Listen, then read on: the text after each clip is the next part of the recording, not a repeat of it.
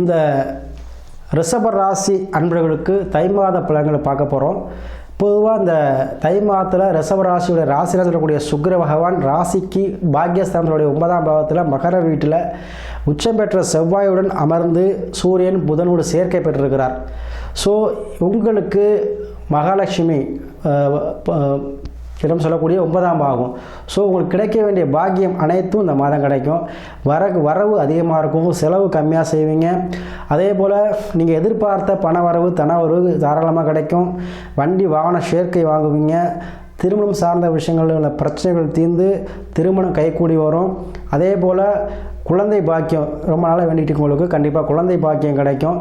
அதே போல் உங்களுக்கு பாக்கியஸ்தானம் அப்படின்னு சொல்லனால நீங்கள் என்னெல்லாம் எதிர்பார்த்துட்டு இருந்தீங்களோ அது உதவி, அரசு உதவியாக இருக்கலாம், இல்லை அரசு லோன் வீடாக இருக்கலாம், இல்லை அரசு லோனாக இருக்கலாம். அரசு சம்மந்தப்பட்ட எந்த பிரச்சனையாக இருந்தாலும் தீருங்க. அதே போல் டாக்குமெண்ட் பிரச்சனை இடத்துல இருக்கவங்க, இடம் வாங்க நினைக்கிறவங்க, இடம் வாங்கி வீடு கட்ட நினைக்கிறவங்க எல்லாமே நீங்கள் இந்த மாதம் நீங்கள் செய்யலாம், அட்வான்ஸ் கொடுக்கலாம். கண்டிப்பாக நல்லா இருக்குது. அதே போல் புதன் பகவான் கூட இருக்கிறனால பிஸ்னஸ் சார்ந்த விஷயங்கள் ஆரம்பிக்கலாமான்னு சொல்லக்கூடியவங்களுக்கு அருமையான மாதம். அதாவது தொழில் பண்ணுறவங்களுக்கு இன்னொரு தொழில் பண்ணலாமான்னு சொல்லக்கூடியவங்களுக்கும் சரி, கண்டிப்பாக அது எல்லாமே நீங்கள் பண்ணலாம், பிஸ்னஸ் ஆரம்பிக்கலாம்.